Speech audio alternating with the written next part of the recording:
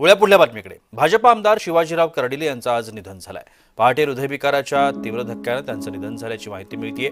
वयाच्या 67व्या वर्षी त्यांनी अखेरचा श्वास घेतलाय। राहुरी मतदारसंघामधून ते भाजपचे आमदार होते।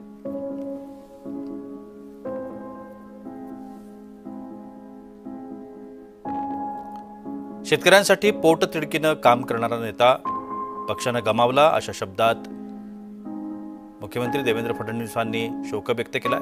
लोकभावना समजणारे लोकप्रतिनिधी म्हणून शिवाजीराव कर्डिले कायम स्मरणात राहतील, असं बाळासाहेब थोरातांनी म्हटलंय। शिवाजीराव कर्डिले यांच्या निधनानं अहमदनगर जिल्ह्याच्या राजकारणातील महत्त्वाचं नाव काळाच्या पडद्याआड गेलंय, असं छगन भुजबळ यांनी म्हटलंय।